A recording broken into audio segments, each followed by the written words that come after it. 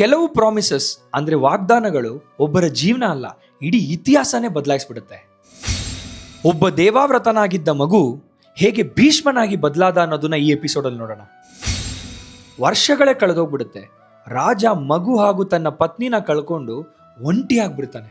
ಆದ್ರೆ ಒಂದು ದಿನ ಗಂಗಾ ಮಾತೆ ವಾಪಸ್ ಬರ್ತಾರೆ.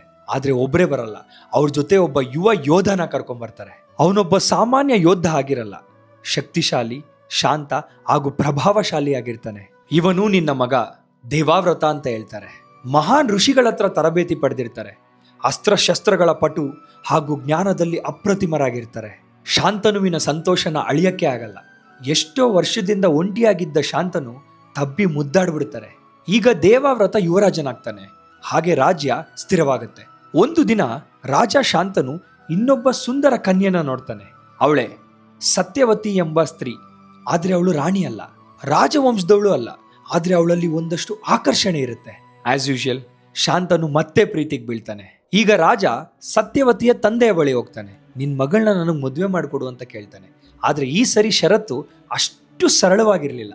ಸತ್ಯವತಿಯ ತಂದೆ ಹೀಗೆ ಷರತ್ತಾಗ್ತಾರೆ, ನೀನೇನಾದ್ರೂ ನನ್ನ ಮಗಳನ್ನ ಮದುವೆ ಆಗ್ಬೇಕು ಅಂದ್ರೆ ಅವ್ರ ಮಗನೇ ಮುಂದಿನ ರಾಜ ಆಗ್ಬೇಕು ಅಂತ. ಶಾಂತನು ಸ್ತಬ್ಧನಾಗ್ಬಿಡ್ತಾನೆ. ಯಾಕೆಂದ್ರೆ ಸಿಂಹಾಸನನ ಈಗಾಗಲೇ ದೇವಾವ್ರತನು ಕೊಟ್ಬಿಡಿರ್ತಾನೆ. ಈ ಒಂದು ಷರತ್ಗೆ ಅವನು ಒಪ್ಕೊಳ್ಳಲ್ಲ. ಹಾಗಂತ ಅವಳನ್ನ ಮರ್ತೋಗಿ ಕೂಡ ಬರಲ್ಲ. ಆ ರಾಜನ್ ಮನ್ಸು ದಿನದಿಂದ ದಿನಕ್ಕೆ ಹೊಡಿತಾ ಬರುತ್ತೆ.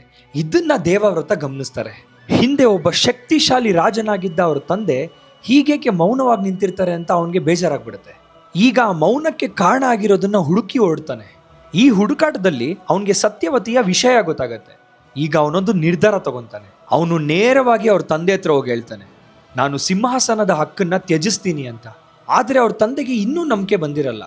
ಅವರು ದೇವಾವ್ರತನ ಕೇಳ್ತಾರೆ, ನಿನಗೆ ಮಕ್ಕಳಾದ್ರೆ ಅವರು ಮುಂದೊಂದು ದಿನ ಸಿಂಹಾಸನದ ಹಕ್ಕನ್ನ ಕೇಳ್ಕೊಂಬಂದ್ರೆ ಅಂತ.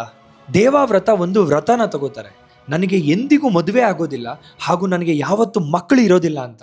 ಹಾಗೂ ನನ್ನ ಜೀವನ ಸಂಪೂರ್ಣ ಬ್ರಹ್ಮಚರ್ಯದಲ್ಲಿ ಕಳಿತೀನಿ ಅಂತ ಹೇಳ್ಬಿಡ್ತಾರೆ. ಇಡೀ ಜಗತ್ತೇ ಮೌನವಾಗ್ಬಿಡುತ್ತೆ. ಯಾಕಂದ್ರೆ ಇದೊಂದು ಸಾಮಾನ್ಯ ವಾಗ್ದಾನ ಅಲ್ಲ, ಇದೊಂದು ಕಲ್ಪನೆಗೂ ಮೀರಿದಂಥ ತ್ಯಾಗ. ತಂದೆಯ ಭವಿಷ್ಯಕ್ಕೆ ತನ್ನ ಜೀವನವನ್ನೇ ತ್ಯಜಿಸಿ ಮಹಾನ್ ವಾಗ್ದಾನ ಮಾಡಿರ್ತಾರೆ. ಆ ಕ್ಷಣದಲ್ಲಿ ಇಡೀ ದೇವತೆಗಳೇ ಆಶ್ಚರ್ಯ ಪಟ್ಬಿಡ್ತಾರೆ. ಆಗ್ಲೇ ಅವನ್ನ ಭೀಷ್ಮ ಅಂತ ಕರೀತಾರೆ. ಇಂಥ ಭಯಾನಕ ವ್ರತ ತಗೊಂಡಿರೋದಕ್ಕೆ ಶಾಂತನು ಆಶೀರ್ವಾದವಾಗಿ ಒಂದು ವರನ ಕೊಡ್ತಾರೆ. ನೀನು ಸಾಯುವ ಕ್ಷಣವನ್ನ ನೀನೇ ಆಯ್ಕೆ ಮಾಡ್ಬೋದು ಅಂತ ಹೇಳ್ತಾರೆ. ಯಾರೂ ಸೋಲಿಸಲಾದ ಯೋಧ ಹಾಗೂ ಇಚ್ಛಾಮರಣಿಯಾಗ್ಬಿಡ್ತಾರೆ. ಕೆಲವೊಮ್ಮೆ ಅತಿ ದೊಡ್ಡ ಶಕ್ತಿ ಅದೇ ದೊಡ್ಡ ಭಾರವಾಗ್ಬಿಡುತ್ತೆ. ಯಾಕೆಂದ್ರೆ ನಿಜವಾದ ಪ್ರಶ್ನೆ ಏನಂದ್ರೆ, ಈ ತ್ಯಾಗ ನಿಜವಾಗ್ಲೂ ಸರಿನಾ ಅಂತ. ಅದನ್ನ ನಾವು ತಿಳ್ಕೊಳ್ಳೋಣ. ಕತೆ ಮುಂದುವರಿಯುತ್ತೆ. ನನ್ನ ಈ ಮಹಾಭಾರತದ ನೆಕ್ಸ್ಟ್ ಎಪಿಸೋಡಲ್ಲಿ ಸತ್ಯವತಿ ಹಾಗೂ ಕುರು ವಂಶದ ಬಗ್ಗೆ ತಿಳ್ಕೊಳ್ಳೋಣ.